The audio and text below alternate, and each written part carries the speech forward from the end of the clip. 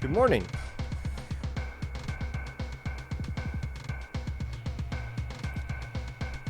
Nito, the thing I would say to your boyfriend is that, well, if you have nothing nice to say, don't say anything at all. Pop gun looks more like a chair than I remember. Yeah, well, times have changed.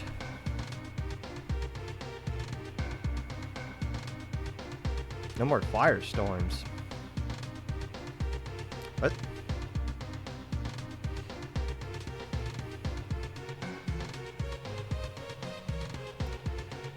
Hello, Camo Ink, Vapor, We Like Rice, Little Gravy Bread Tux,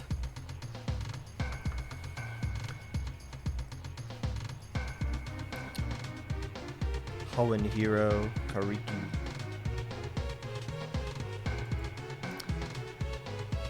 Good morning, one and all. What div are you, Falco? I'd say you're somewhere between here and there.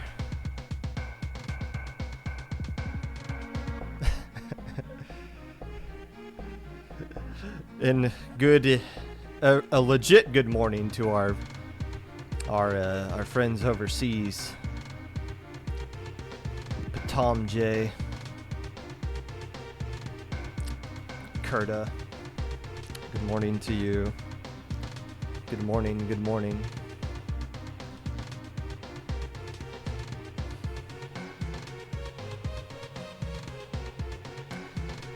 PP Splat.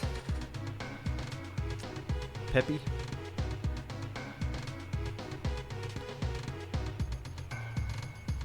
It is raining. I don't think it is storming. Hopefully we don't get any...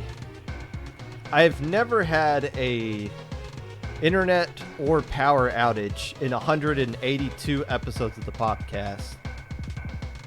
And I know there was at least one storm going on, like a pretty significant storm going on during that Popcast at one point.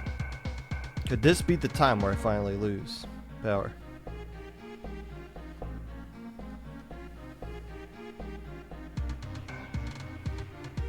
Falco, you joke about that, but you'd be surprised how many people actually put that down into their Ludi resumes when they sign up for Ludi. Something like that.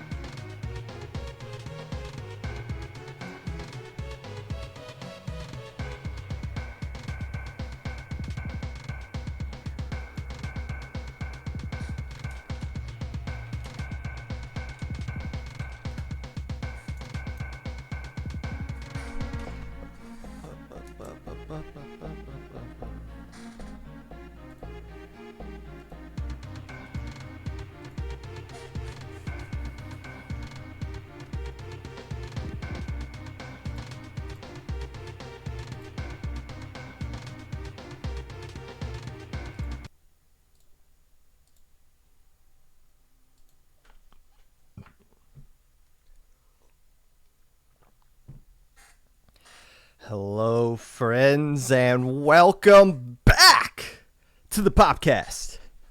Whatever you're listening to this, whether it be live or a VOD, Twitch or YouTube, or Spotify. While you are drawing pictures of Princess Peach as an elephant, coming up with different community boxing matchups, accusing Falco of not brushing his teeth because he posted a video of him putting toothpaste in a freezer. Whatever it is that you're doing right now, I appreciate you taking the time out of your day to listen to this. unless I don't. Oh, I am happy. I am a happy man because I got exactly what I wanted out of the Overlord stream from last week. Super Mario RPG is coming back. Now, I'm very excited about that, and I'm going to buy the game. The Super Mario RPG remake, remastered, whatever. My question is this, though. Why not just make a sequel to that game? Why not just release the Super Nintendo version on the Super Nintendo Online thing that they got, and then just make a second game on top of that? I don't really buy into this mindset of remaking a game, especially one that came out on the Super Nintendo, just updating the graphics for it and then charging full price for it. Like I don't really buy into that. And I say that knowing that I just said that I'm going to literally buy the game. So maybe I'm part of the problem with that.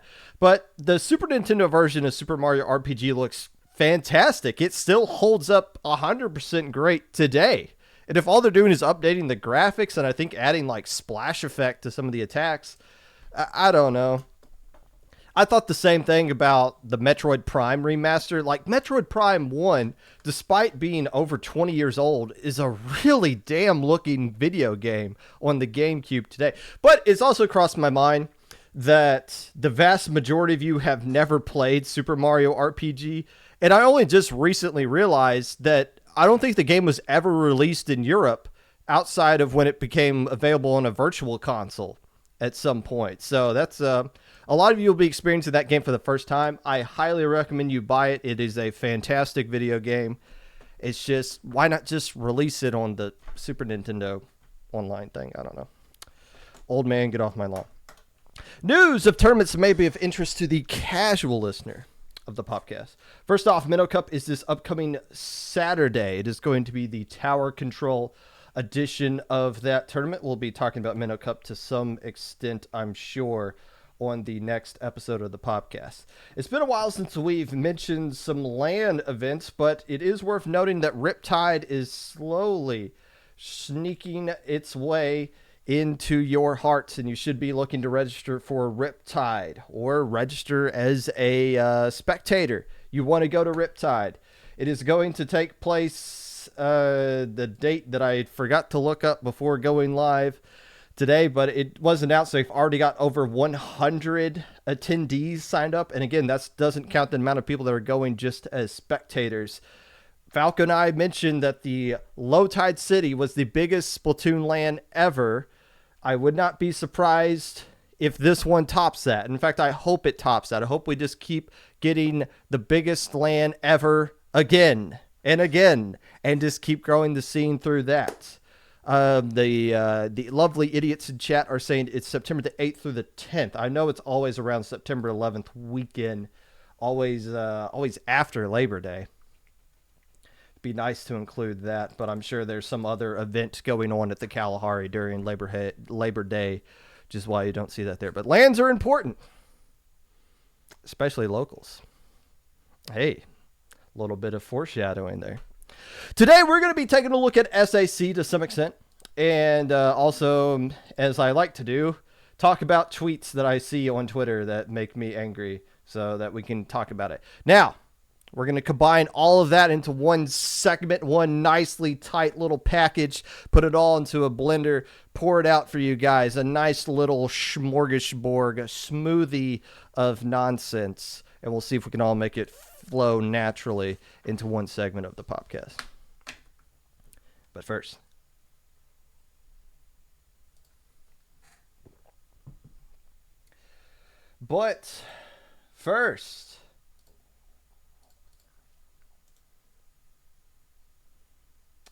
how do I'm ready, as that button goes.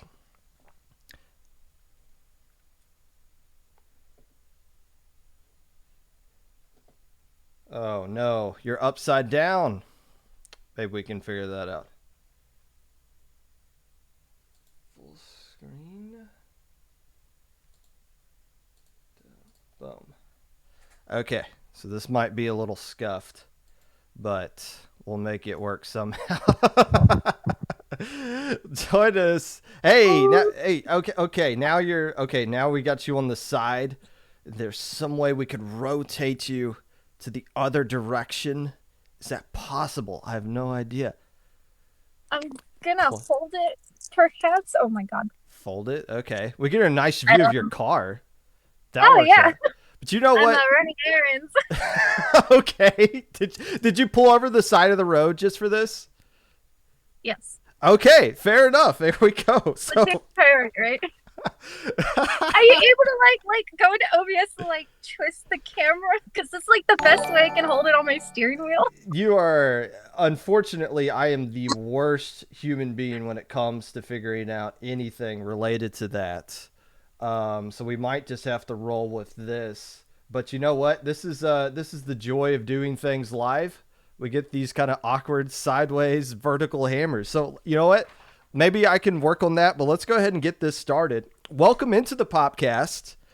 Octobrush specialist, artist, streamer, and organizer for the SoCal Splats. Hammer, how's morale today out west? Good.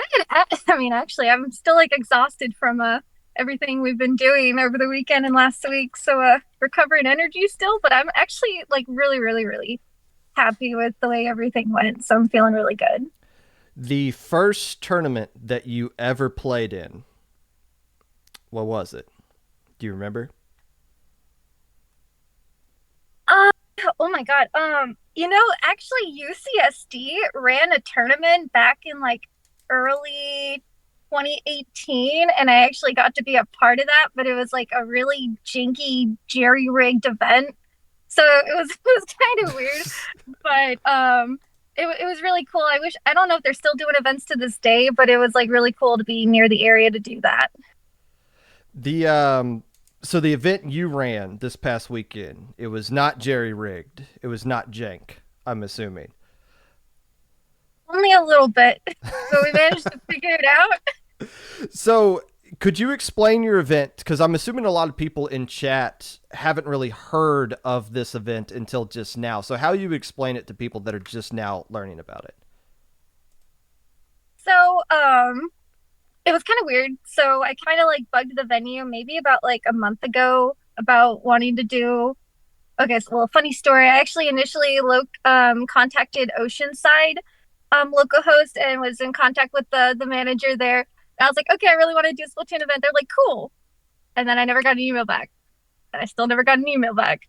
And like 2 months later, and then one of my friends was like, "Oh, you probably should check the venue. They closed permanently." And I was like, "Are you freaking kidding me?" And I looked, and they closed permanently. I was like, "Oh my God, what's the next thing?" Found Fullerton, local host, and so I was like, "Okay, you know what? I'm just gonna bug the manager, see if we can get something rolling for Splatoon." And like, she was like on it. She's like the coolest, sweetest person, and I didn't get as much like I wanted to advertise it a little bit more, but I kind of like took on more than I should, and I kind of like ran all the graphics and all the advertisement and stream stuff. So I think like the best way to find out is honestly just like word of mouth, like sharing the information if you're in the area. I think after this a lot more people will learn about it, and hopefully everyone could come next month and or the month after that. The where did the idea to create this come from? Because I feel like I've seen you tweet about this for about a year now, maybe a little bit longer. Yeah, so it was kind of I don't know, I kind of had like this idea that I wanted to like run a LAN and I wasn't really sure where to start. So I kind of was like trying to gauge like interest for a while because I know Switch Fest was a thing in 2019. I was like, okay, maybe I'll talk about it. And then I got, a couple tweets and I got some responses that were like, okay, we're really yeah, we're totally down for it. And I was like, cool. All right, let's see what information we get. The busy things happen, and then I remember it's like, okay, let's come back to this. Let's see where the interest is now. And then we finally, after so long, finally got like a solid place to do this at because I wasn't sure how running a LAN at all worked. If you had to rent the venue, or I don't know if I needed to get some money coming in. I wasn't sure. And then actually, funny enough, Magic, he had posted about localhost in Philly. And I was like, oh my God, what is this place? And is it near us? And it was. I was like, let's do it. I'm gonna bug this local host to like see if we get something in SoCal, and like we honestly got it. But yeah, it was a whole year of just like kind of having fun and planning it out. So, for the people asking in chat, this was a Splatoon local in Southern California. Well, actually, when you look at the number of teams that signed up for this thing, I don't know if you're allowed to call it a local. This was a pretty large tournament to be considered a local. You had 15 teams here, and a lot, and these weren't just like ragtag people off the street. These were some pretty notable people that you had at this event. So let Oh me just yeah. ask. Go ahead. Oh no, I was agreeing with you. Okay. So let's be honest with me here. Were you expecting this kind of a turnout for this event? No, no, it was not. No, no, no, no, no. So like compared to like Metro Inc. and Sunset Surge, we weren't really getting like the numbers when we were like posting about it. So I was like, okay, maybe we'll just like get the ragtag SoCal locals to come in. I knew Chara, Chase, and Rissa were going to show up. And then they had like their high level teams. And then I found out like more high level players lived in the area, which was really cool. But I did not expect like the numbers. We actually had to like cut off the cap like the day before because we were hitting like 60 attendees. I was like, okay, we're not going to have any time to play anything. We're going to be there until 2 in the morning, which was a funny foreshadow because we didn't get done until 2 in the morning. um, so we had to like cut it off. And I was honestly like really humbled and surprised that a lot of people are interested in coming. And I'm like really, really happy that people um were excited to come. So you're saying the event was as big as it could be for the venue size that you had, or like maybe just the amount of space that the venue gave you? That's how much you could do. Yeah, so they only were allowing like three matches to be played at a time. So like two team, right? So we only had room for that because the venue was still open to the public. And I think the venue owner learned how crazy our community is, and she's going to be opening up more stations for next time. But and honestly, we kept the registration just because of time purposes. We still actually had like a whole other half of the venue that could have worked out. So we honestly could have like as many people that came to low tide, or almost as many people that came to low tide to this venue if we really wanted to. And would it be as Sardini if everybody from Low Tide went? As because I know you were at Low Tide, I know you know Yeah. exactly what I'm talking about. Oh yeah. So it's kind of funny. We also have a hallway of a venue. But we have like a vaulted ceiling, which was nice, and AC was running in the room, which thank God, everyone needed that. And the spaces between so it's like one section of PC and one section of PC with like on each side. There's actually quite a bit of room to walk in between that. And then there's like a whole like the front area. So I actually think Low Tide was a little bit more on the squishier side than this venue. Um, so yeah, it would still be Sardini, but at least there would be like RC, AC running. So like, thank God the venue had that. It says some good things about our scene that we're starting to use terms of this feels kind of Sardini for some of these Splatoon events because you'd rather have this issue of having too many people and not enough space as opposed to having all this space but not enough people to fill it. So I'm excited for you. I'm glad this first event went out really well. Um, the matches, I was there a stream for this event? Yeah, there was. Okay, so I didn't get to look at any of the matches. I looked at some of the scores, and there seemed to be some really competitive things. A lot of 3-2 matches there. The team that won, they're all competitive players, but you wouldn't assume they would beat out the team that finished in third place, which was loaded with a lot of really strong players on it. How do you describe the like, was there any kind of crowd going on for the grand final set? Like, where people, was there like an atmosphere for this event that you would see similar at like a Low Tide City or a Riptide? And I say that thinking we've lost control of Hammer. We might have lost Hammer a little bit there. We'll try to reconnect there. I was worried it was my internet. But you guys are still in chat. So let's see if we can reconnect here. This gives me some actual vibes of a sports radio show when they bring in somebody to call in. Let's see if we can reestablish that now. As we're stalling. Let's disconnect from that. Join the call. I think we might have lost Hammer there.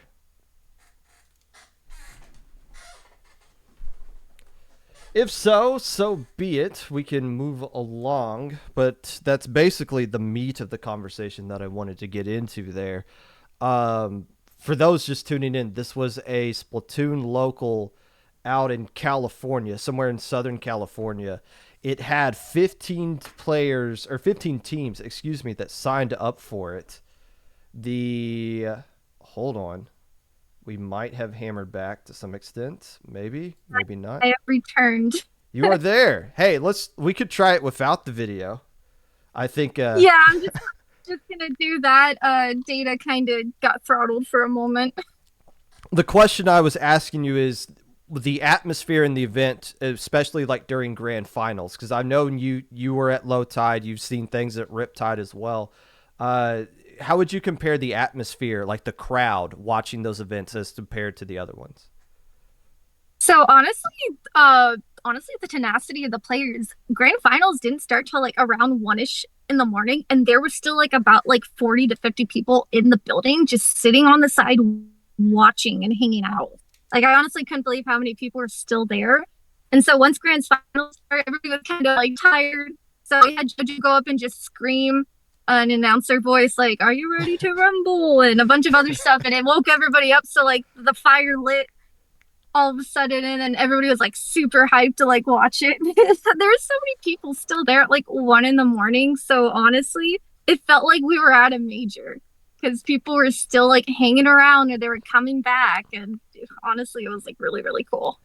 So my last question here, and then I'll let you get on with your errands. And again, I appreciate you pulling over to do this interview. You know, I talked to Rissa while she was at an airport once on the Popcast, so this isn't the most that's bizarre. Awesome. So I looked at the Twitter. This is billed as a monthly. Yeah.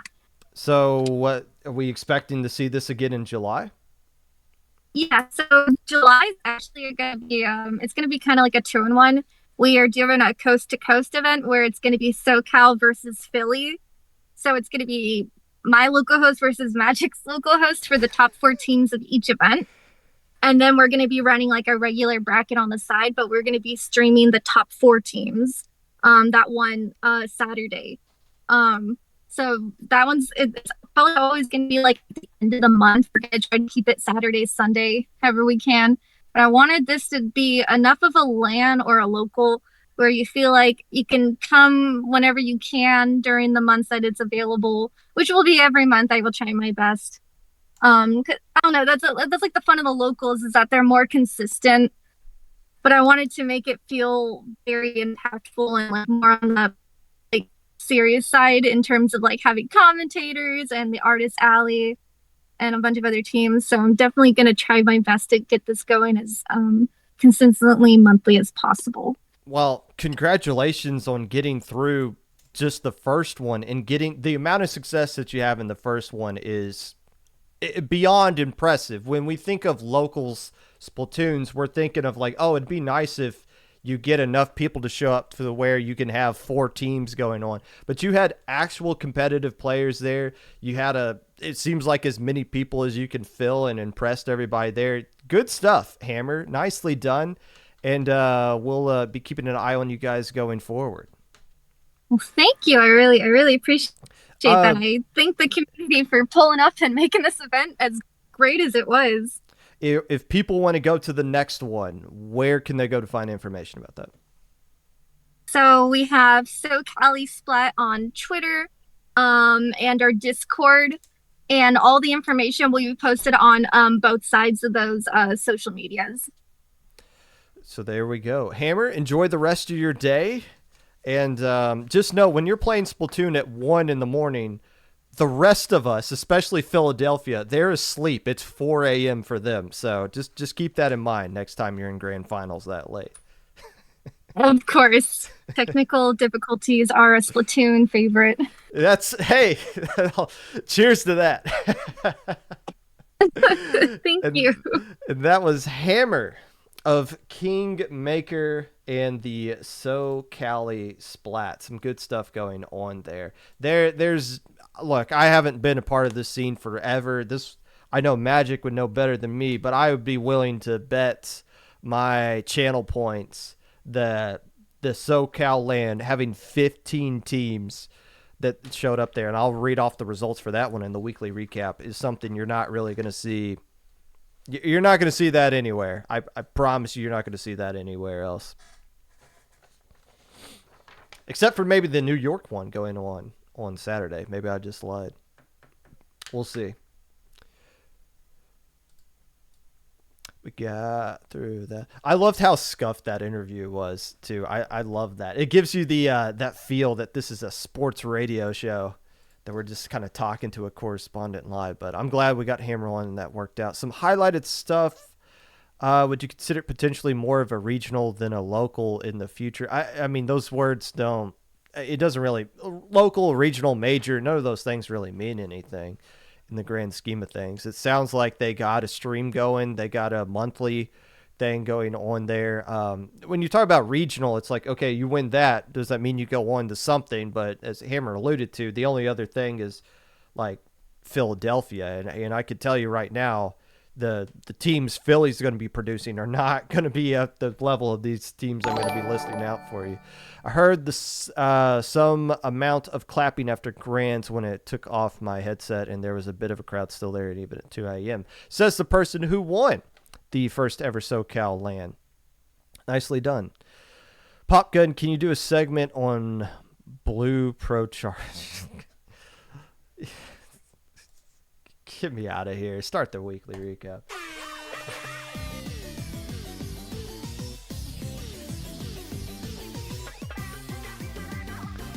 SOS number 113 was won by Red Sun. Second place went to New Meta 2.0, and the Smithereens, aka Sanctuary, got third place.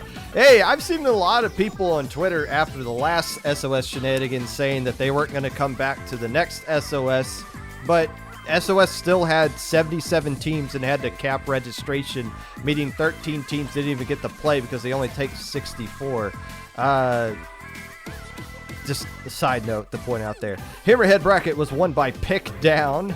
Mako bracket was won by Duck versus Pros. I wish I could read my own handwriting sometimes. Lantern bracket was won by 1111 Make a Wish. Proving Grounds number 15 was played last Friday. It was won by Pencil Propaganda, which we originally renamed to Red Jaguars. It would have been better than Pencil Propaganda, but so be it. Red Jaguars didn't get to win, said Pencil Propaganda. That was the pickup team of Charta, Wave, Jared, and Mecca. Gas Prices finished in second place, and Quack Mafia finished in third. I am really happy with how this Proving Grounds went, because this is the type of teams that we're trying to draw into these events. Teams that don't typically play in weeklies or bi-weeklies. We got a format that caters to them and only them, because they get to be the teams that play in the double limb. Sorry, teams that keep leaving feedback saying we need to make the whole tournament double limb. There's plenty of other tournaments for you. We're going to be a little bit different. Gas Prices is the best team to come out of this.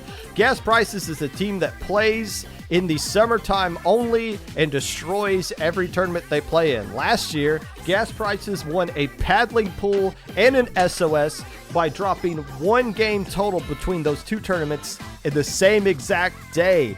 I was very excited when I saw them sign up because I knew how good they were going to be. And my goodness, that Forge player is ridiculous. I hope they play in more than just the summer events. They are crazy.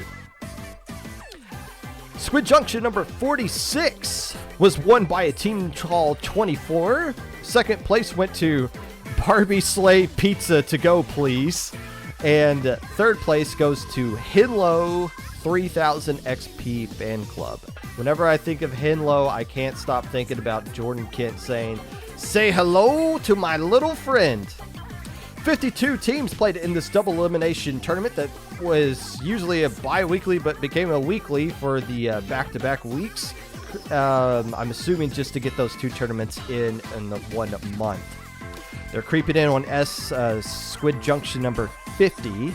I'm assuming they might have a prize for that. I don't know. They have 50. They had a prize for the 40th edition of Squid Junction. We'll keep an eye on what they do for the 50th edition of this tournament. The Collegiate Cephalopod Association Booyah Bowl Invitational number 2. Gold bracket was won by the Boilermaker Special. The Night Sharks took home the silver in UCSD Esports. The usual suspects take home third place. How about that? Purdue, Central Florida, UCSD. These are the same kind of names we've been hearing for a while now. The Night Sharks, they're still low ink eligible, aren't they? I don't know. I can't remember. But they're a really strong college team. It doesn't make sense for the gold bracket to be dominated by Purdue, UCSD, and Central Florida, the same teams that's usually been there. Silver bracket was won by IVC, the Diamond Rays. Carne Inksada Fries took home second, and the Stars of Orion took home third. This is the second invitational that the Collegiate Cephalopod Association has put forward. I'm assuming the next season will be wrapping up at some point, or starting at some point. The SoCal Local took place on Saturday and concluded at 2 a.m. local time, it sounds like. The team that got first place, Vera, Kanan, Dali, and Vision, to square root of 2, I think, or squared, something like that. That team took first place. Here's the teams that took second place and third. Second place was Taylor, Kontetsu, Taro, and Caden. The third place team was Chara, Leotos, Helix, and Muti. How did a SOS pickup, one crack pickup, finish above all of those other ones? It's the land different. Those players just a little bit different on that land connection there. This is a better tournament than what you see at some of these quote-unquote majors that you see at some of these other Splatoon LAN events. 15 teams played in this SoCal, regional, local, whatever you want to call it. It was hosted by Hammer and local host Fullerton. If you want to hear more information about the LAN, just rewind the VOD about 30 minutes. We got a cool little sideways shot of Hammer on that one.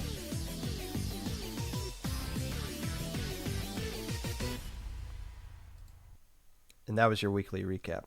A few things I forgot to mention right there. Actually, start the music back up. I've left out 2 things. First off, Mode Cup number 1 was won by Comet. Idol finished in second place, and Smile Face, the team with just Smile Face, finished in third. This was a Splat Zone only tournament run by Isaac Taken, and there was a $100 prize for it. Comet, a team from Japan, of course they would come over and win one of these events. I believe 30-ish, 40-ish teams played in this double elimination tournament that was on Saturday. Also, there was a major in Overlord tournament in Europe that my favorite Hydra player won, and I didn't know anything about it until I saw that she tweeted about it. So my apologies to the people overseas who follow the Overlord tournaments over there. I don't pay attention to Nintendo stuff unless I have to. And that was for real your weekly recap. Sponsored by Pride Month. Hey, it is almost the end of Pride Month, but that doesn't mean you have to stop celebrating being you. Enjoy the final week, but enjoy being part of Pride for all of eternity. The official sponsor of today's segment of the weekly recap, Pride Month. I will say, though, that trophy looked massive. That looked like a pretty nice hunk of metal. there. What was that? Was the Dutch Championship, I believe. That was a yeesh. We're over here getting copies of arms. You guys are getting gold. Oh well, life goes on.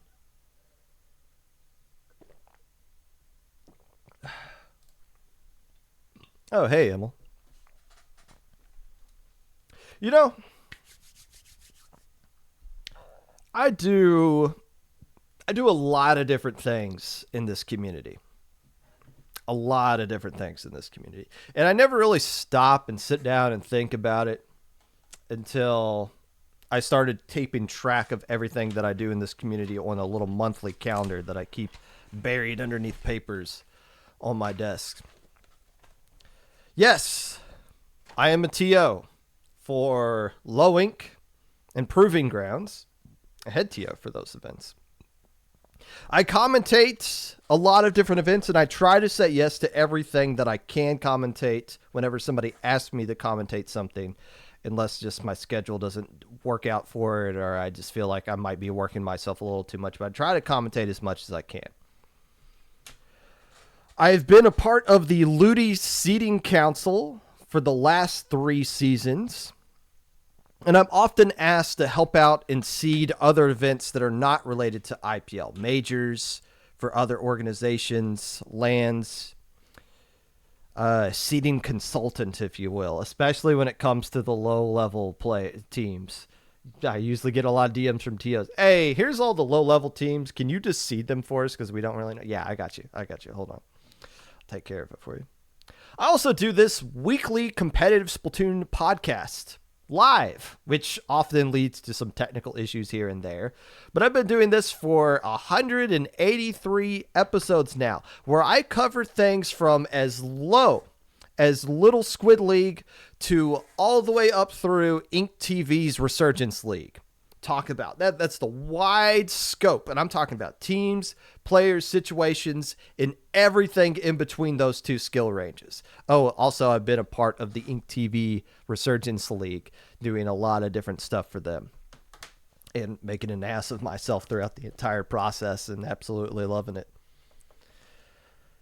I like to think, with all this experience that I have in this kind of scene, that I get to see the community as a whole and not just the one section that where my skill level is currently at. Back when I was playing the game, the peak that my team was seeded was up to Div 2. But I like to think I can get a good perspective of things far above my skill level and things below my skill level because of all the different things that I do in this community. Still, I can't help but roll my eyes when I see things like skill level estimates, div estimates, just flat out guesses as to how good you guys think you are or think other people are, based off of no information other than just how you feel at that current situation. Yes, I did see a team post today shared on Twitter.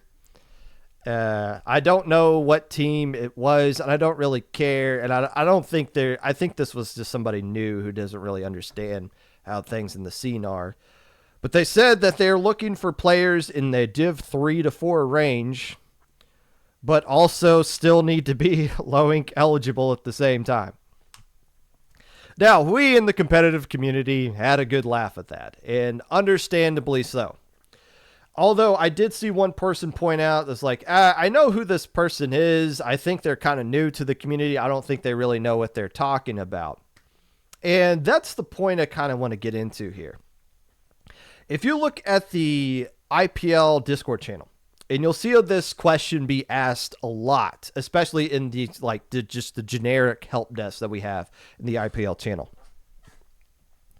You'll see people ask, how do I find out what my div is? What? What do you mean ask to find out what my div is? What are you talking about? We get that question a lot. A lot of people will join the scene. They look at the scrims channel. They see people saying et here, div this or div that. And they say, what are they talking about? What is a div?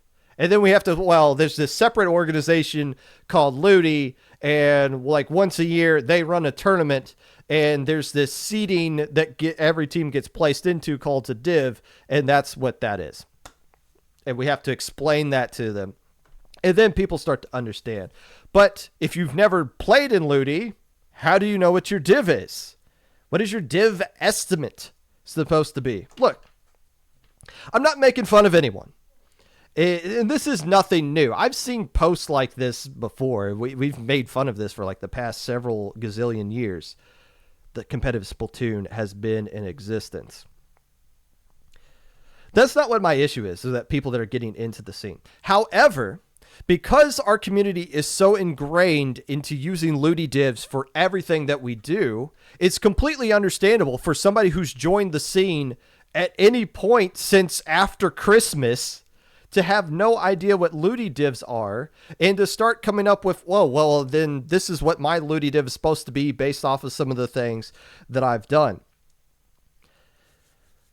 Div estimates. Let's say that you were Div 5 back in December, which, by the way, December the 3rd, 2022 was the last time that Ludi divs have been updated. So on December the 3rd, 2022, you were Div 3. After that, because it's been 7 months since then, almost 8, you got banned from Lowing. You go into your Twitter and you change your bio. I got banned from low ink. I've now officially been upgraded from low level to mid level. I am now no longer Div 5. I am now Div 4. It's 100% official. Of course, that stuff has always annoyed me, but it doesn't really matter what annoys me. It's harmless. But I do want to point out, and this is coming from the guy who one of the many things I do is DM you when low ink staff has decided that you need to be banned from low ink. Being banned from low ink does not mean that you're automatically Div 4. It doesn't mean you're mid-level. It doesn't mean that Pokemon above the level of 50 are going to start respecting you and follow your orders. It just means that you're banned from low ink. That's it. And my main frustration with those kinds of things is that when you are in the low ink staff and you're trying to verify people for the tournament, all of a sudden we become the gatekeepers for Div 4 and for a fictional mid-level that doesn't really exist. And that's not at all what we're doing. I can guarantee you there has never been a conversation with a low ink staff who said, hey, are these guys ready to be Div 4? Are we ready to give them the title of mid-level? No, it's just, oh, hey, let's look at the teams that they've beaten recently. Oh, yeah, we shouldn't let these guys in the low ink. We should ban them. That's exactly how that goes. And by the way, as somebody who's been on the Ludi Seeding Council for the past 3 seasons, I can guarantee you this. I'm going to leak some information. Immel, look away. You don't want people to know about this. But there has never been one time where somebody looked at a team when it was their time to be seeded into the tournament and said, oh, these guys are banned from low ink. That means we have to put them in Div 4 or above. We can't put these guys in Div 5 because they're banned from low ink. I guarantee you that has never once happened because that is not how that works at all. It's going to happen at some point. There's a finite number of players that can go in Div X to Div 4. Teams that could go in Div X to Div 4. There were 12 teams in Div X last season. Sometimes there's 8. And then there's 24 in each of 1 through 4. Think about all the teams that we've banned since December. Hell, 7 of them got banned alone just from winning the tournament. And we're banning, 2, 3, 4 every single month? Sometimes more than that. And that doesn't include the players, the individual players that get banned every single month. It's not far. I don't know what the exact number is because I don't care enough to go back and look through our notes to look it up. But I think it's pretty solid to say that we've banned at least 24 teams, either through a DM or because they won low ink since December. Are you telling me that those 24 teams that were Div 5 and below or undivved there's going to be room in those other Div 4s, Div 3s, Div 2, Div 1s from last Ludi season. And that was last Ludi season that didn't include a lot of the big names. What if the next Ludi season comes back and everybody signs up again, including all the big name players that didn't sign up for Div X because there's not really any incentive for them to sign up in Div X? There's going to be a lot of people that have straight up won low ink that aren't going to get into Div 4 and then you'll be stuck in Div 5. It's the harsh reality of things. But it just goes to show you, when you guys take this information and stretch it to mean something completely different, it doesn't hold any weight in reality.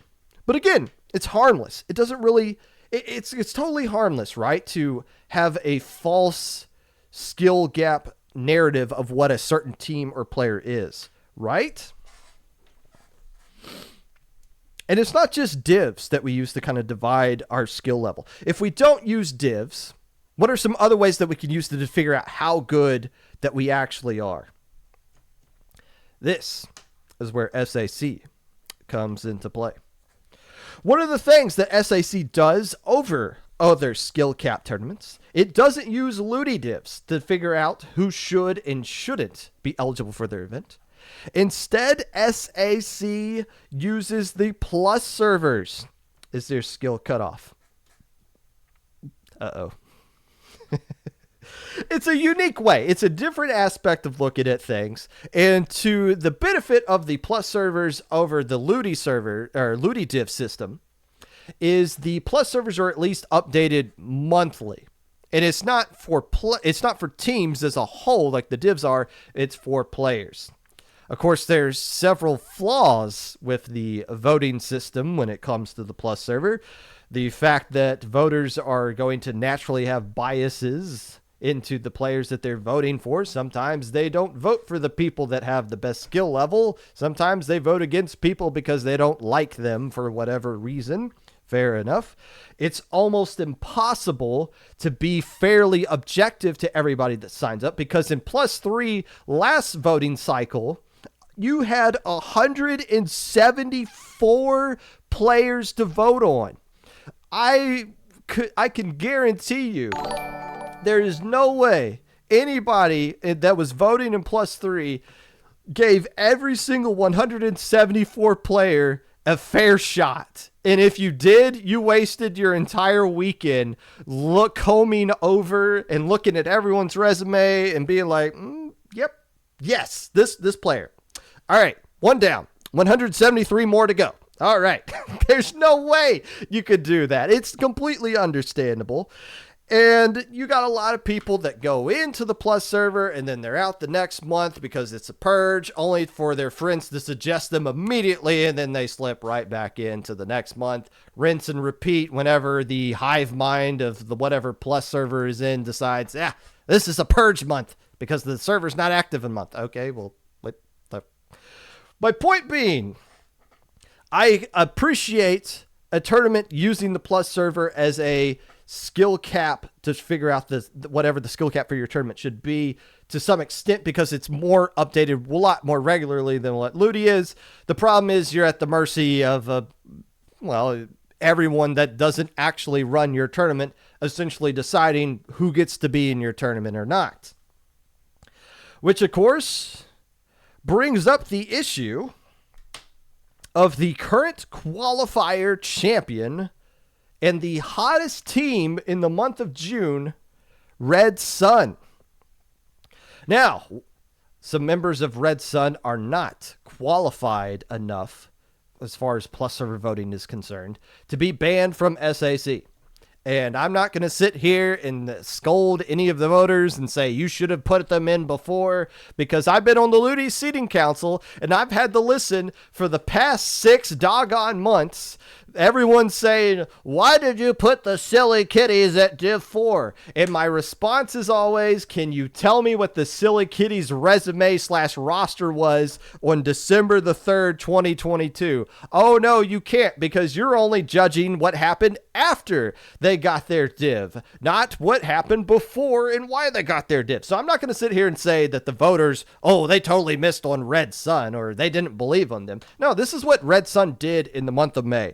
Placement wise, SOS number 110, they got eliminated round 1 of the Great White Bracket. Squid Junction number 44, they tied for 7th overall. Low Tide City, they tied for 7th overall. Okay, cool, middle of the road there. Got some nice wins along the way. Threatened to beat Last Resort at Low Tide City. Took them to a game 5 in the losers bracket. Still pedestrian run for Red Sun. A fantastic result for anybody else, but for a team looking to be into what, +3, +2 category, clearly that's not enough. I understand the voters. Here's what Red Sun accomplished in June, however, and I don't know what happened. I think Crimson Shadows the only player they added, but I'm pretty sure Crimson Shadows was playing with them in May. How did these players just flip the switch and become monsters all of a sudden? I have no idea, but here's the placements that they got in June. In an Overlord qualifier tournament, they got 3rd place overall. They won SOS 113, got top 4 in a super stacked proving grounds, the most stacked proving grounds we've ever had. They got top 4 in that 2 days ago on Friday, and they got 2nd place in Squid Junction number 45. But Pop Gun, you always say that placements hide results. That is true. You should never buy too much into placements because they hide who they actually played and what the result was against specific teams that they played against. So here's the results that Red Sun had. They got 2 wins over Nightmare in a best of 5, and all of these best of 5 wins over Last Resort, Sonder, and Bet, all in the same month. Those are 5 very quality wins that they were able to rack up. 1 could be a fluke. 2, hey, that's a pretty nice little run there. 5 in 1 month. That is a string of results. That is consistency. Red Sun has silenced all of the doubters, or at least we'll find out when the voting percentages come out in, I guess, a couple of weeks. Does it start at the beginning of the month? July rolling around the corner. So there you go. Very impressive run for Red Sun. So preconceived notions are understandable. When we think about Red Sun, what are some of the things we think about? If you're a regular Popcast listener, you probably still think about the incident that was 2 years ago. If you're somebody who likes to laugh on Twitter, you probably remember that time they were playing in 20XX3 and they were playing Komodo and they were caught with hot mics on saying that this was going to be a free win for them, only for Komodo to beat them silly and say, have fun in beta bracket. I hear it's lovely this time of year. Now, you got to change your perspective about what Red Sun is, because they forced you to do so with the month of July, or the month of June. Maybe they'll continue it into July. Who knows? But don't just take Red Sun as an example. How about the team that almost beat Red Sun in the most recent qualifier, SAC qualifier? How about the Wipeout Punks going undefeated per game into that finals match where they pushed Red Sun to a game 5, almost reverse sweeping them before ultimately getting knocked out and taking 2nd place and qualifying for the finals outright of the SAC season. Here's what Wipeout Punks have done that is relevant to this whole conversation. They recently added a player, Weem, W-E-E-M. If you like flip it on a mirror, that M becomes a W and the W becomes an M. It's like the same thing backwards and forwards. Some extent. Weem, who was low ink eligible last month. We would have let Weem into low ink. You know why? They didn't have the results that we would have deemed necessary to be banned from low ink. Wipeout Punks didn't look at that player when they were recruiting and said, sorry, you're eligible for low ink. We're not going to let you in. No, they saw the talent that this player had, and they were like, oh, you need to play for us today. and they pick up this carbon roller, and I watched that grand final set. Weem was ripping people apart. And it's very obvious how Wipeout Punks were this middle of the road SAC team. Maybe they were knocking on the door like, oh, we'll qualify for Top Cut, but we don't get results in Top Cut. They were destroying people. They went 12-0 per games before losing in the game 5 to Red Sun. And you can't tell me it's because of their mindset. And I've seen players from Red Sun have this similar mindset where they don't just look at other players and be like, oh, well, this is what your div was 7 months ago. Or, oh, this is what your current low ink eligibility is. No, they just said, you're a damn good player. We're going to bring you. Other people will say, you can't play with us because you're eligible for low ink. Teams like Wipeout Punks say, we're going to make you uneligible from low ink. We're going to make sure you get banned from it. And they did just that. Preconceived notions, a little bit different. So that's my point here.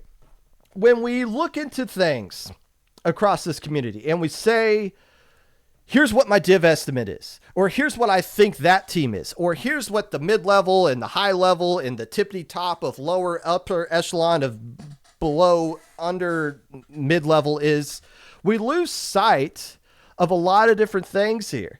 Look at, nobody expected, I guarantee you nobody expected Thimble IHOP to do as good as they did in this SAC tournament. They finished number 4 behind Sanctuary, pushing Sanctuary to a game 5 in the 3rd place match. Nobody, I guarantee you nobody saw that coming.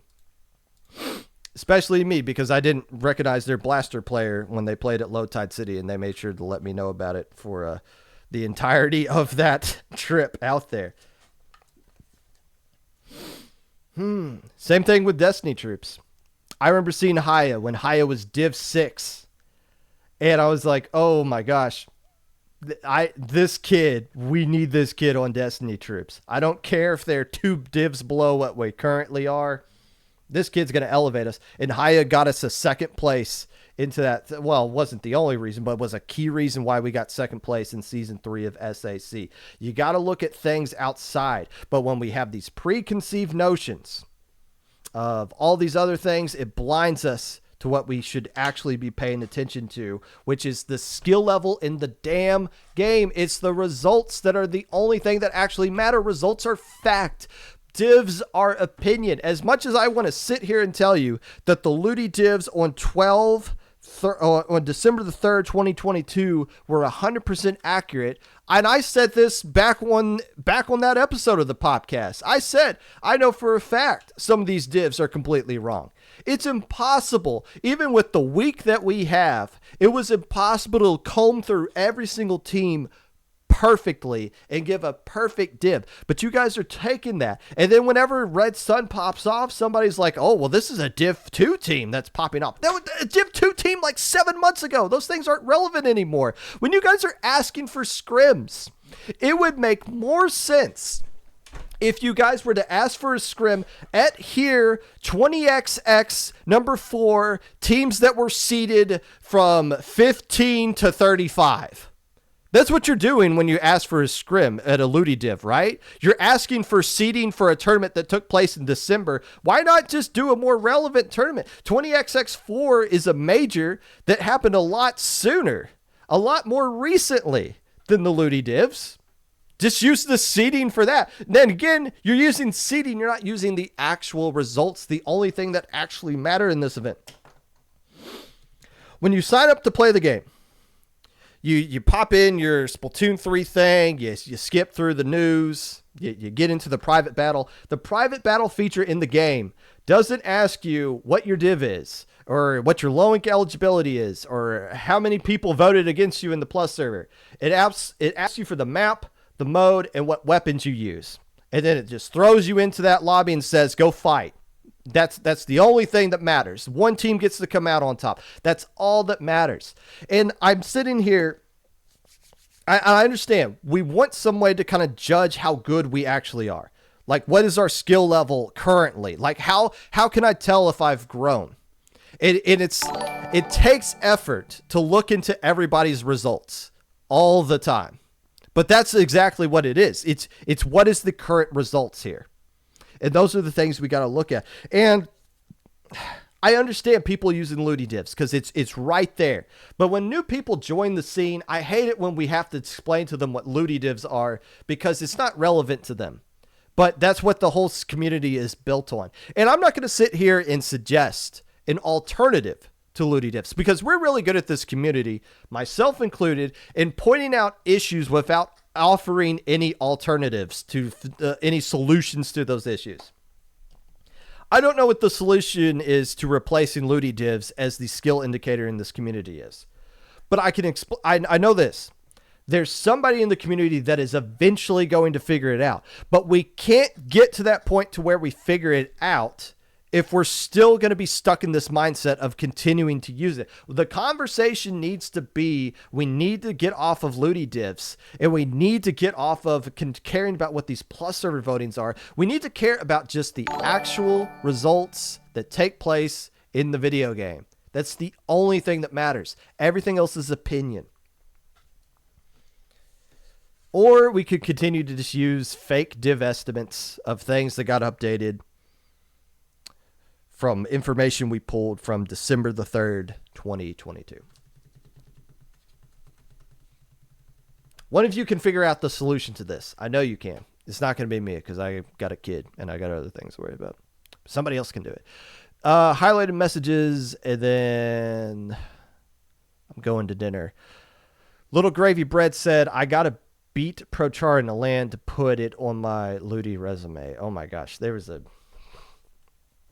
again, you joke about that, but I guarantee you people actually do that for real.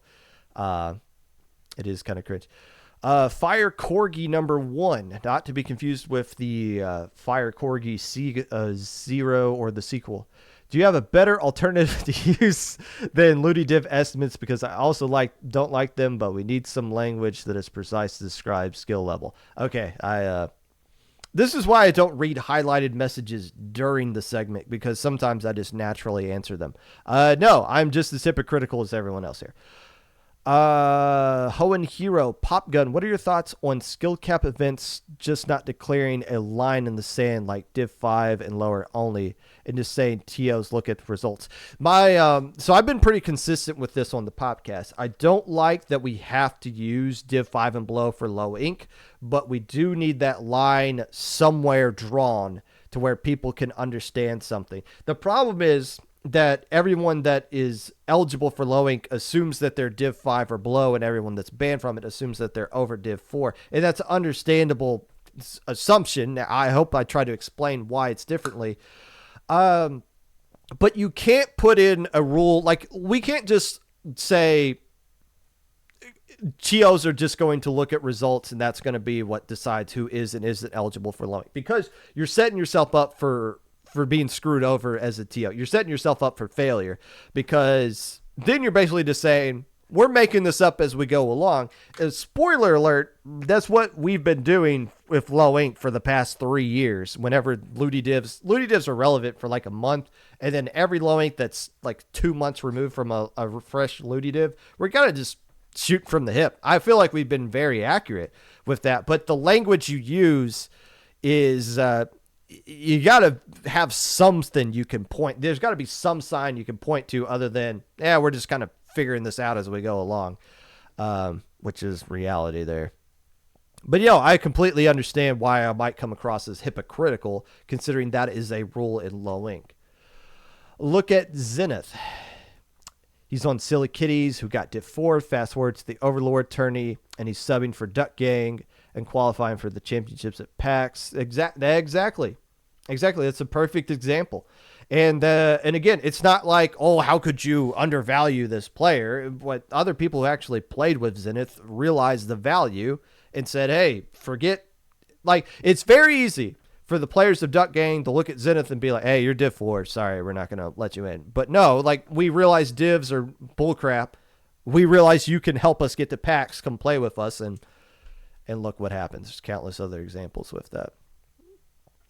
And that does it for this episode of the Popcast. Thank you again for Hammer for coming on board to talk about the locals. And maybe next episode where SAC season happens, we can break down who the wild card contenders are for the playoffs, and I can tell you who is going to make it from the wild cards. Also, Fifth Gen, congrats on winning the SAC qualifier with Red Sun subbing for them. If you'd like to be a part of the Popcast in any way, feel free to reach out on my socials below. Twitter, Mr._Popgun, Discord, Popgun, YouTube at 25 Popgun, Discord, Twitch at Popgun25, Anchor.fm/Popgun, TikTok at Mr._Popgun. Just find something Popgun related, and it's going to be me. I promise you.